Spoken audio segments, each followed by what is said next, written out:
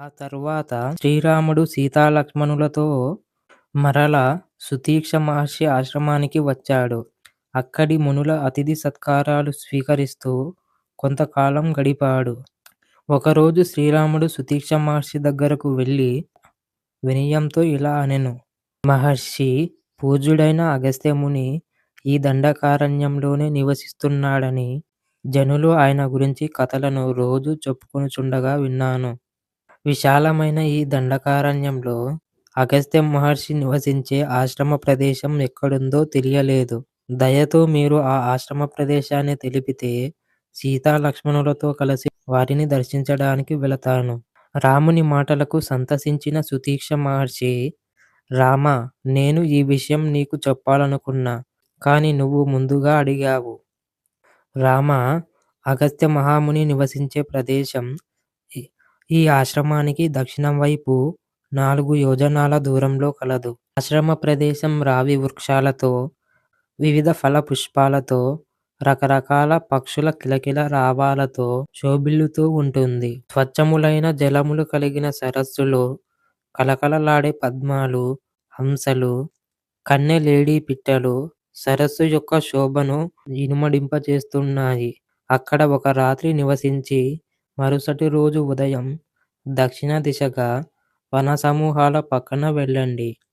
అక్కడి నుండి 1 యోజన దూరంలో అగస్త్యాశ్రమం అందమైన వృక్షాలతో రమణీయంగా ఉంటుంది. ఆ వృక్షాలను చూసి మీరు ఎంతో ఆనందిస్తారు. అగస్త్య మహర్షి దర్శనానికి కుతూహలంగా ఉండే మీరు ఈరోజే అక్కడకు వెళ్ళడానికి సిద్ధపడండి. సుతీక్ష మహర్షి మాటలు విని శ్రీరాముడు సీతా లక్ష్మణ సహితుడై మహర్షికి నమస్కరించి బయలుదేరాడు. మార్గమధ్యంలో ఆకాశాన్ని తాకే పర్వతాలను, మనోహరమైన వనాలను, అందమైన సరస్సులను, నదులను చూస్తూ సుతీక్ష మహర్షి చెప్పిన విధంగా ముందుకు వెళుతున్నారు. ఆ దృశ్యాలను చూసి శ్రీరాముడు ఎంతో ఆనందించాడు. లక్ష్మణునికి అగస్త్య మహర్షి యొక్క సోదరుని ఆశ్రమాన్ని చూపించాడు. అది వేలాది వృక్షాలతో మనోహరంగా ఉంది. చెట్లన్నీ వాటి పండ్ల, పూల బరువుకు వంగి ఉన్నాయి. మాగిన పండ్ల వాసనలు గాలి వలన ఇక్కడికి వస్తున్నాయి. హోమం కోసం పెట్టిన కట్టె పుల్లల కుప్పలు, త్రుంచిన దర్భలు అక్కడ కనిపించాయి. అక్కడి వనం మధ్యలో పొగలు మేఘాల వలె కనిపిస్తున్నాయి. తీరముల యందు దేవతలకు అర్పించిన పుష్పాలను అన్నింటినీ శ్రీరాముడు లక్ష్మణునికి చూపిస్తూ సుతీక్ష మహర్షి చెప్పినట్లుగానే ఉంది అన్నాడు. లక్ష్మణ, ఇతని సోదరుడైన అగస్త్య మహర్షి లోకహితం కొరకు తన తపో ప్రభావం చేత వాతాపి, ఇల్వలుడు అనే రాక్షసుల మరణానికి కారణమయ్యాడు. దక్షిణ ప్రాంతమును ఋషులకు సురక్షితమైన నివాసయోగ్యంగా చేశాడు. ఒకప్పుడు ఇక్కడ క్రూర రాక్షసులైన వాతాపి, ఇల్వలుడు అనే రాక్షస సోదరులు ఇద్దరు ఉండేవారు. వారిద్దరూ బ్రాహ్మణులను చంపుతూ ఉండేవారు. ఇల్వలుడు బ్రాహ్మణ రూపం ధరించి శ్రాద్ధం పేరుతో బ్రాహ్మణులను ఆహ్వానించి, సోదరుడైన వాతాపిని శాఖ రూపంలో మార్చి శ్రాద్ధముకు కూరగా వండి శ్రాద్ధకర్మను చేసి బ్రాహ్మణులకు పెట్టే భోజనాలలో ఆ కూరను కలిపి వడ్డించేవాడు. తరువాత కూర రూపంలో బ్రాహ్మణుల పొట్టలో వెళ్ళిన వాతాపిని బ్రాహ్మణులు భోజనం చేసిన తరువాత వాతాపి బయటికి రమ్మని పిలిచేవాడు. సోదరుని పిలుపు విన్న వాతాపి మేకవలే మే మే అని అరుస్తూ బ్రాహ్మణుల పొట్టను చీల్చుకొని వచ్చేవాడు. ఇలా కామరూపాన్ని ధరించగలిగిన నరమాంస భక్షకులైన ఆ రాక్షస సోదరులు వేలాది బ్రాహ్మణులను హతమారుస్తున్నారు. దేవతలు ఈ విషయం గురించి అగస్త్య మహర్షికి మొరపెట్టుకున్నారు. అగస్త్యముని శాఖరూపంలో ఉండే ఆ వాతాపిని తిన్నాడు. తరువాత ఇల్వలుడితో శ్రాద్ధ భోజనం తృప్తి కలిగించింది అని చెప్పగా ఇల్వలుడు మహర్షికి హస్తోదకమిచ్చి ఎప్పటిలాగే సోదరుణ్ణి వాతాపి బయటికి రా అని పిలిచాడు. సోదరుని పిలుస్తున్న ఇల్వలుడిని చూసి అగస్త్యముని నవ్వుతూ, ఇంకెక్కడ వాతాపి, అతనికి బయటికి వచ్చే శక్తి ఎక్కడుంది?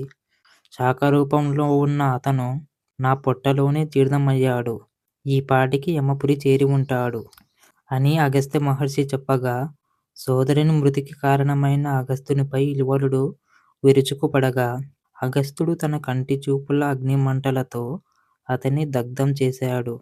అటువంటి మహాత్ముడైన అగస్త్యుని సోదరునిదే ఈ రమ్యమైన ఆశ్రమం అని శ్రీరాముడు ఈ విధంగా చెబుతుండగానే సూర్యాస్తమయ సమయం కాగా వారు సంధ్యావందనాలు చేసి ఆశ్రమంలోకి వెళ్ళారు. అగస్త్య మహర్షి యొక్క సోదరునికి నమస్కరించారు.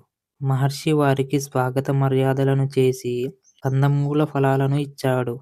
రాత్రికి వారు అక్కడే గడిపారు. సూర్యోదయం కాగా మహర్షికి నమస్కరించి, మహర్షి, మీ ఆశ్రమం నందు రాత్రి హాయిగా గడిపాము. ఇక మేము మీ సోదరుడు మహాత్ముడైన అగస్త్యమునిని దర్శించడానికి వెళుతున్నాము. మీ అనుమతి ఇవ్వమని కోరాడు. మహర్షి అనుమతితో వారు అక్కడి నుండి బయలుదేరారు. దారిలో వారు విప్ప, మారేడు, పనస చెట్లను, తుమికి చెట్లను, జల కదంబ వృక్షాలను, త్రాటి చెట్లను, ఇలా వందల కొద్దీ చెట్లను చూశారు. అవన్నీ బాగా వికసించిన పుష్పాలతో ఉన్నాయి. ఏనుగులు వాటి తొండాలను ఆ చెట్లకు మర్దించుచున్నాయి. చెట్లపై భాగంలో వానరాలు కూర్చుని ఉన్నాయి. వందలాది పక్షుల గుంపులు చెట్లపై చేరి కిలకిల రావాలతో శబ్దాలు చేస్తున్నాయి.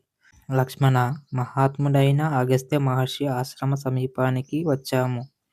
అక్కడి వృక్షాలన్నీ ఆకులతో నిగనిగలాడుతున్నాయి. రకరకాల పక్షులు, వివిధ మృగాలు ప్రశాంతంగా మసులుకుంటున్నాయి.